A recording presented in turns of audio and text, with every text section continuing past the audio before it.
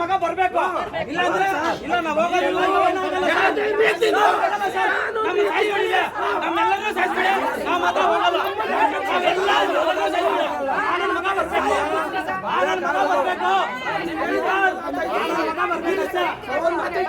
ಯಾರು ಹೋಗಲ್ಲ ಇಲ್ಲಾಂದ್ರೆ ಸಾಯಿಸ್ಬಿಟ್ಟು ನಮ್ಮನ್ನೆಲ್ಲರೂ ಸಾಯಿಸ್ಬಿಡಿ ಶೂಟ್ ಮಾಡ್ಬಿಟ್ಟು ನಮ್ಮನ್ನೆಲ್ಲ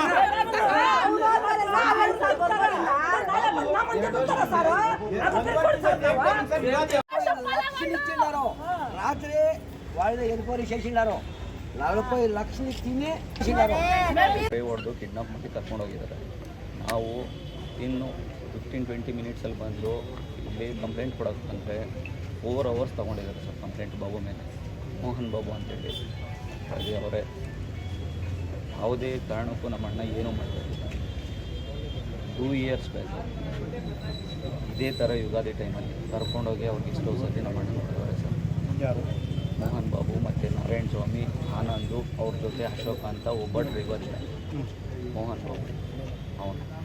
ನಾವು ಅದೇ ಸ್ಪಾಟಲ್ಲಿ ಹೋಗಿದ್ವಿ ಸರ್. ಕರ್ಕೊಂಡೋಗಿರೋದು ನೈಟು ಮಿಡ್ ನೈಟ್ 3:30 ತನಕ ಅಲ್ಲೇ ಇಟ್ಕೊಂಡು ಸರ್. ಇಲ್ಲಿ ನೋಡಿ, ಮಿಡ್ ನೈಟ್ 3:30 ತನಕ ಅಲ್ಲೇ ಇಟ್ಕೊಂಡು ಏನೂ ಮಾತಾಡಿಲ್ಲ.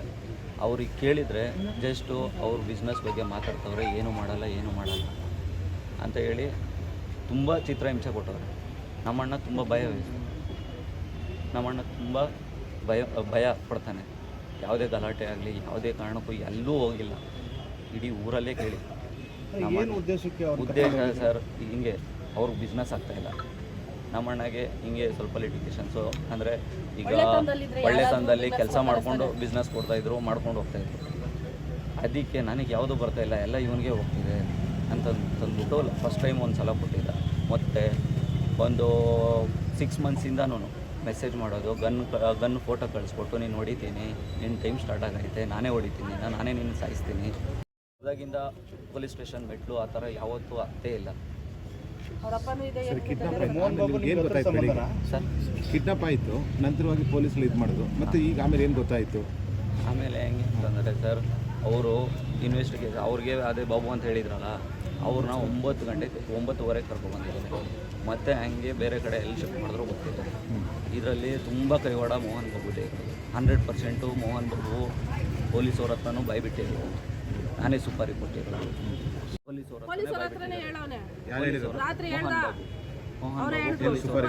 ಸುಪಾರಿ ನಾನೇ ಕೊಟ್ಟಿದ್ದೀನಿ. ಪೊಲೀಸವ್ರ ಹತ್ರ ಇರೋದು ನಾನೇ ಸುಪಾರಿ ಕೊಟ್ಟಿದ್ದೀನಿ ಹುಡುಗರಿಗೆ ಅಂತ ಹೇಳಿದ್ದಾನೆ. ಬಟ್ ಅವರು ಸರಿ ಎಲ್ಲಿದ್ದಾರೆ ಏನು ಅಂತಂದರೆ ಅದು ಮಾತ್ರ ನನಗೂ ಗೊತ್ತಿಲ್ಲ ಅಂತ ಬಾಯ್ಬಿಟ್ಟು ಹೇಳಿದ್ದಾನೆ. ಈಗ ಕಿಡ್ನಾಪ್ ಆಗಿ ದೆಗ್ನಿಕೋಟೆ ಹತ್ರ ಬಾಡಿ ಸಿಕ್ಕಿದೆ ಅಂತ ಸರ್. ಈಗ ಕಿಡ್ನಾಪ್ ಆಗಿ ದೆಗ್ನಿಕೋಟೆ ಹತ್ರ ನಿಮ್ಮ ಅಣ್ಣವರ ಬಾಡಿ ಸಿಕ್ಕಿದೆ ಅಂತ ನಿಮ್ಗೆ ಹೆಂಗೆ ಗೊತ್ತಾಯ್ತು? ಪೊಲೀಸರು ಹೇಳಿದ್ರ? ಪೊಲೀಸವರೇ ಈಗ ಎಷ್ಟು 10:30 ಹೇಳಿದ್ದಾರೆ ಈ ಥರ ಆಗಿದೆ ಅಂತ ಹೇಳಿದ್ದಾರೆ. ಬಟ್ ನಮಗೆ ರಕ್ಷಣೆ ಕೊಡ್ತೀರ ಹೋಗ್ಬಿಟ್ಟು ಅವ್ರ ಮನೆ ಹತ್ರ ರಕ್ಷಣೆ ಕೊಡ್ತವ್ರೆ. ಇದು ಯಾವ ಥರ ನ್ಯಾಯ ಕೊಡ್ತವ್ರೆ ಸರ್ ಇವರು? ಸರ್ ಇಷ್ಟೊಂದು ದ್ವೇಷ ಯಾಕಾಯ್ತು? ಇಬ್ಬರ ನಡುವೆ ಚೆನ್ನಾಗೇ ಇದ್ರಂತ ಮೊದಲು ಹೇಳ್ತಾ ಇದ್ದಾರೆ, ಯಾಕೆ ಇಷ್ಟೊಂದು ಯಾಕಾಯ್ತು? ಇದ್ರು ಸರ್, ಅದು ಏನಾಯಿತು ಅಂತ ಗೊತ್ತಿಲ್ಲ. ಬಿಸ್ನೆಸ್ ಎಲ್ಲ ಆಯಿತು, ಏನರಲ್ಲಾಯಿತು. ನಮ್ಮ ಅಣ್ಣ ಅಂತೂ ಭಯ ಪಡ್ಕೊಂಡು ನಮ್ಮ ಹತ್ರನೂ ಯಾವತ್ತೂ ಈ ಥರ ನನಗೆ ಆಗ್ತಿದೆ ಅಂತ ಯಾವತ್ತೂ ಹೇಳಿಲ್ಲ. ನಮ್ಮ ಹೆಸರು ಶಿವು ಅಂತ. ಏನಿಲ್ಲ, ಮದುವೆ ಕಾರಣ ಆವಾಗ್ಲಿಂದಾನೆ ಹುಡುಗಿ ಮದುವೆ ಮಾಡ್ಕೊಂಡಾಗ್ಲಿಂದಾನೆ ಅಷ್ಟೇ. ಯಾರನ್ನ ಮದುವೆ ಮಾಡ್ಕೊಂಡಿದ್ದು? ಸ್ವಾತಿ ಅನ್ನೋ ಹುಡುಗಿನ ಮದುವೆ ಮಾಡ್ಕೊಂಡಿದ್ದು. ಯಾರು ಮಾಡ್ಕೊಂಡಿದ್ದು? ಗೋಪಿ ಮಾಡ್ಕೊಂಡಿದ್ದು. ಸರಿ, ಅದಕ್ಕೂ ನಾನು ಮಾಡ್ಕೋಬೇಕಾಗಿತ್ತು, ನೀವು ಮಾಡ್ಕೊಂಡಿದ್ದೀರಾ? ಯಾರು ಬಾಬು ಅವ್ರು ಮಾಡ್ಕೊಬೇಕಿತ್ತ ಅಂತ ಹೇಳ್ತಾ ಇರೋದು ಅವ್ರು. ನಾನು ನೋಡಿದ ಹುಡುಗಿನ ನೀವು ಮಾಡ್ಕೊಂಡಿದ್ದೀರಾ ಅಂತ. ಅಲ್ಲ, ಈ ದ್ವೇಷಕ್ಕೆ ಕೊಲೆ ಮಾಡಿರೋದಾ? ರಾತ್ರಿ ಕೊಲೆ ಮಾಡೋನು. ಅಲ್ಲ, ಈಗ ಮದುವೆ ವಿಚಾರ ದ್ವೇಷಕ್ಕೆ ಕೊಲೆ ಮಾಡಿರೋದಾ ಇಲ್ಲ? ಎಷ್ಟು ವರ್ಷ ಆಯಿತು ಮದುವೆ ಅಂತ ಹೇಳಿದ್ದು ನಾವು. ಮಾತುಕತೆ ಎಲ್ಲ ಆದಮೇಲೆ ಇವರು ಹಂಗಂತ ಹೇಳ್ಕೊಂಡಿದ್ದು. ಆದರೆ ಅವ್ರಿಗೆ ಗೊತ್ತಿರಲಿಲ್ಲ ಹುಡುಗಿ ಇರೋದು. ಆದರೆ ಇವ್ನು ಕರ್ಕೊಂಡೋಗಿ ಗೋಪಿನೇ ಕರ್ಕೊಂಡೋಗಿ ತೋರಿಸಿದ್ದಾನೆ. ಹುಡುಗಿ ಐತೆ, ನಾನು ನೋಡವ್ರೆ, ಬಾ ನೋಡೋಣ ಅಂತ ಕರ್ಕೊಂಡೋಗಿ ತೋರಿಸವ್ರೆ. ಸರಿ ಅಂತ ಹೇಳ್ಬಿಟ್ಟು ಅಲ್ಲಿ ನೋಡ್ಕೊಬಂದ್ಬಿಟ್ಟು ನನಗೆ ತೋರಿಸಿಲ್ಲ, ನೀನೇ ಮಾಡ್ಕೊತಾ ಇದೀಯ ಅಂತ ಉದ್ದೇಶ ಇಟ್ಕೊಂಡು ಆವತ್ತಿಂದ ಅಂದ್ರೆ ಮೊದಲು ಬಾಬು ಅಂದ್ರೆ ಇವರಿಬ್ರು ಇಲ್ಲ ಇವರಿಬ್ರಿಗೂ ದ್ವೇಷ ಮಾಡ್ತಿದೆ ಸ್ವಾತಿಯಿಂದನಾ? ಸ್ವಾತಿಯಿಂದ ಅಂತಲ್ಲ, ಮದುವೆ ಆವತ್ತಿಂದ ಹುಡುಗಿ ಸ್ವಾತಿ ವಿಚಾರವಾಗಿ ಹುಡುಗಿ ಸ್ವಾತಿ ಅಂತಲ್ಲ, ಹುಡುಗಿ ನಮಗೆ ಬೇಕಾಗಿದ್ದು ಇವ್ರು ಮಾಡ್ಕೊಬಿಟ್ರು. ಆವಾಗಿನಿಂದ ದೇಶ ಇಟ್ಕೊಂಡು ಬಿಗ್ನೆಸ್ ಬಗ್ಗೆನೂ ದೇಶ ಇಟ್ಕೊಂಡ. ಇವರು ಆದ್ರೂ ಅವರ ಫ್ರೆಂಡ್ಸ್ಗೆ ಎಲ್ಲನೂ ಬಿಟ್ಬಿಟ್ಟು ಸ್ವಯಜೀವಿಯಿಂದ ಮಾಡ್ತಾ ಇದ್ದ. 8/3/26 ಸಂಜೆ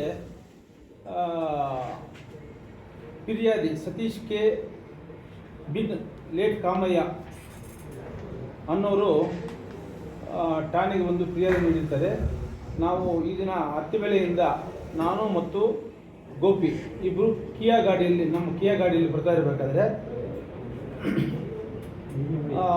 ನಮ್ಮ ಹಿಂದುಗಡೆಯಿಂದ ಏಸ್ ವೆಹಿಕಲ್ಲು ನಮ್ಮ ಗಾಡಿಗೆ ಜೋರಾಗಿ ಟಚ್ ಮಾಡಿದ್ರು. ಆವಾಗ ನಾವು ಇಳಿದು ಯಾರು ಅಂತ ಕೇಳೋಷ್ಟೊತ್ತಿಗೆ ಗೋಪಿನ ಅದರ ಹಿಂದೆ ಬರ್ತಕ್ಕಂಥ ವೈಟ್ ಕಾರಲ್ಲಿ ಕೂರಿಸ್ಕೊಂಡ್ರು. ನನಗೆ ಸ್ಪ್ರೇ ಮಾಡಿದ್ರು. ಆವಾಗ ಏನಾಯಿತು ಅಂತ ನನಗೇನು ಗೊತ್ತಾಗಲಿಲ್ಲ.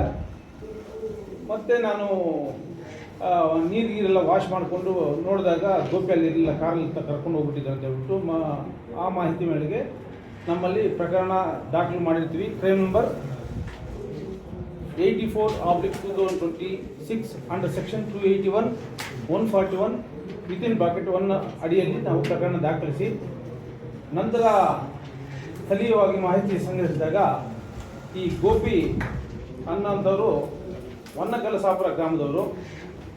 ಅದೇ ಊರಿನ ಮೋಹನ್ ಬಾಬುಗೂ ಈತನಿಗೆ ಸುಮಾರು 10-12 ವರ್ಷಗಳಿಂದ ವೈಷಮ್ಯ ಇರ್ತದೆ. ಮೊದಲು ಈ ಗೋಪಿ ಅನ್ನೋರು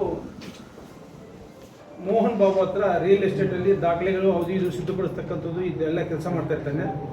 ನಂತರ ಈತನೇ ಇಂಡಿಪೆಂಡೆಂಟ್ ಆಗಿ ಕೆಲಸ ಮಾಡಿದಾಗ ಆತ ಕೆಲಸನೂ ಸಹ ಈತನೇ ಮಾಡ್ತಾ ಇದ್ದಾನೆ ಅಂತ ವೈಷಮ್ಯ ಇರ್ತದೆ. ಈ ಮಾಹಿತಿ ಮೇರೆಗೆ ನಾವು ಕೂಡಲೇ ಮೋಹನ್ ಬಾಬುನ ಕರ್ಕೊಂಡು ಬಂದು ಮತ್ತೆ ತೀವ್ರ ವಿಚಾರಣೆ ಮಾಡಿದಾಗ ಈ ಪ್ರಕರಣದಲ್ಲಿ ಆತನ ಪಾತ್ರ ನಮಗೆ ಕಂಡು ಬಂತು. ಕೂಡಲೇ ನಮ್ಮ ವಶಕ್ಕೆ ತಗೊಂಡು ಕೂಲಂಕುಷವಾಗಿ ತನಿಖೆ ಮಾಡಲಾಗಿ ಇದರ ಎಂಟೈರ್ ಸೂತ್ರಧಾರ ಈತನೇ ಆಗಿದ್ದು,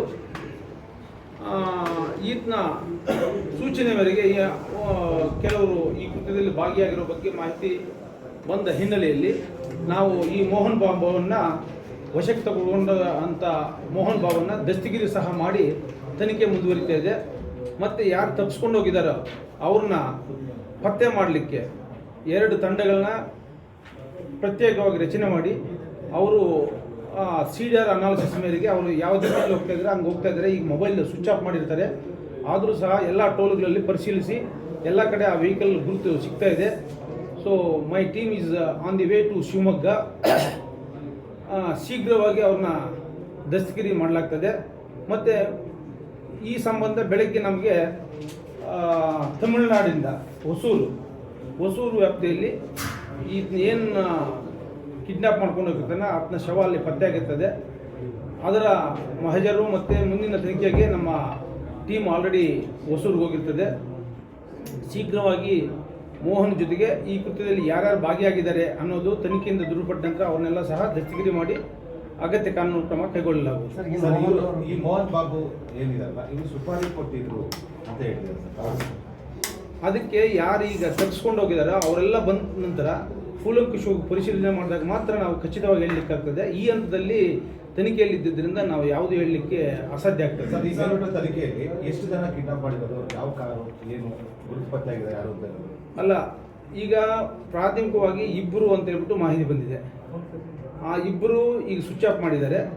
ಆ ಇಬ್ಬರನ್ನ ಪತ್ತೆ ಮಾಡಿದಾಗ ಮೋಹನ್ ಯಾವ ರೀತಿ ಅವ್ರಿಗೆ ಸೂಚನೆ ಕೊಟ್ಟಿದ್ರು ಮತ್ತು ನೀವು ಈಗ ಏನಾದರೂ ಹೇಳಿದ್ರಲ್ಲ ಎಲ್ಲ ಆಯಾಮಗಳಲ್ಲೂ ಸಹ ಪರಿಶೀಲನೆ ಮಾಡಿ ತನಿಖೆ ಕೈಗೊಳ್ಳಲಾಗ್ತದೆ. ಕೊಲೆ ಹೇಗೆ ಸರ್ ನಡೆದಿದೆ? ಗೋಪಾಲ್ಗೂ ಎಷ್ಟು ವರ್ಷದಿಂದ ದ್ವೇಷ ಇತ್ತು, ಏನು ವಿಚಾರ ದ್ವೇಷ? ಸುಮಾರು 10-12 ವರ್ಷದಿಂದ ಅವ್ರಿಗೆ ದ್ವೇಷ ಇದೆ ಅಂತ ಹೇಳ್ಬಿಟ್ಟು ನಮ್ಮ ತನಿಖೆಯಲ್ಲಿ ಬಂದಿದೆ. ಏನು ವಿಚಾರ? ಅದು ಏನಂತಂದರೆ ಮೊದಲು ಇಬ್ಬರು ಈ ಮೋಹನ್ ಬಾಬು ಅಂಡರಲ್ಲಿ ಆತನು ಈ ರಿಯಲ್ ಎಸ್ಟೇಟ್ಗೆ ಸಂಬಂಧಪಟ್ಟಂತೆ ಕೆಲಸ ಮಾಡ್ತಾ ಇರ್ತಾನೆ. ದಾಖಲೆಗಳನ್ನು ಸಂಬಂಧಪಟ್ಟ ಇಲಾಖೆಗಳಿಂದ ಪಡ್ಕೊಂಡು ಬರತಕ್ಕಂಥದ್ದು ಮತ್ತು ಯಾರು ಪರ್ಚೇಸ್ ಮಾಡ್ತಾರೆ ಅವ್ರನ್ನ ಹುಡುಕ್ತಕ್ಕಂಥದ್ದು ಎಲ್ಲ ಸಹ ಈತನ ಸೂಚನೆವರೆಗೆ ಕೆಲಸ ಮಾಡ್ತಾ ಇರ್ತಾನೆ. ಆದರೆ ತದನಂತರ ಈತೆ ಇಂಡಿಪೆಂಡೆಂಟಾಗಿ ಕೆಲಸ ಮಾಡಲಿಕ್ಕೆ ಶುರು ಮಾಡ್ತಾನೆ. ಸೊ ನನ್ನ ವ್ಯಾಪಾರದಲ್ಲಿ ಇವನು ಪ್ರಬಲ ಆಗ್ತಾ ಇದ್ದಾನೆ, ನನ್ನ ಮೇಲುಗೈ ಮಾಡ್ತಾ ಇದ್ದಾನೆ ಅಂತ ಒಂದು ವೈಷಮ್ಯ ಇರ್ತದೆ. ಸಬ್ಸಿಕ್ವೆಂಟಾಗಿ ನನಗೆ ಮಾಟ ಮಂತ್ರ ಮಾಡಿ ನನಗೆ ಅನಾರೋಗ್ಯಕ್ಕೆ ಇವನೇ ಕಾರಣ ಆಗ್ತಾ ಇದ್ದಾನೆ, ಎಲ್ಲ ಕಡೆ ನನ್ನ ಮೇಲೆ ಮಾಟ ಮಂತ್ರ ಮಾಡಿಸ್ತಾ ಇದ್ದೇನೆ ಅನ್ನೋದು ಮೋಹನ್ ಬಾಬು ಈಗ ರಿವೀಲ್ ಮಾಡ್ತಾ ಇದ್ದಾರೆ. ಆದರೆ ತನಿಖೆ ಇನ್ನೂ ಆಳವಾಗಿ ಹೋದಾಗ ಏನಂತ ನಮಗೆ ಸತ್ಯ ಹೊರಬೀಳ್ತದೆ. ಕೊಲೆ ಹೇಗೆ ಸರ್? ಒಂದು ಹುಡುಗಿ ವಿಚಾರ ಬಂದಿದೆ ಅನ್ನೋ ಈ ಹಂತದಲ್ಲಿ ನಾನು ಇನ್ನು ನಮ್ಗೆ ಅಲ್ಲಿವರೆಗೂ ಹೋಗಿಲ್ಲ. ನಮ್ಗೆ ಏನು ತಪ್ಪಿಸ್ಕೊಂಡು ಹೋಗಿದ್ದಾರೆ ಅವರೆಲ್ಲ ಸಿಕ್ಕಿದ ನಂತರ ಸಂಪೂರ್ಣವಾಗಿ ಇದ್ರ ಮಾಹಿತಿ ನಾವು ಕೊಡ್ತೀವಿ. ಸರ್, ಮತ್ತೆ ಗೋಪಿ ಕುಟುಂಬಸ್ಥರು ಪೊಲೀಸ್ ಇಲಾಖೆ ಮೇಲೆ ಆರೋಪ ಮಾಡ್ತಾ ಇದ್ದಾರೆ. 5 ಗಂಟೆಗೆ ಕಿಡ್ನಾಪ್ ಆಗಿದೆ ಅಂತ ಹೇಳಿ ಬಂದು ಪೊಲೀಸ್ ಠಾಣೆಗೆ ಬಂದು ಹೇಳಿದ್ರು.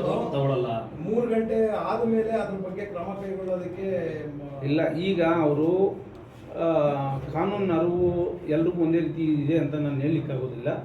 ಅದರ ಬಗ್ಗೆ ನಾನು ಯಾವುದೇ ಪ್ರಸ್ತಾಪ ಮಾಡೋದಿಲ್ಲ. ಬಹಳ ನಿಷ್ಪಕ್ಷಪಾತವಾಗಿ ಪಾರದರ್ಶಕವಾಗಿ ಈಗ ಅವರು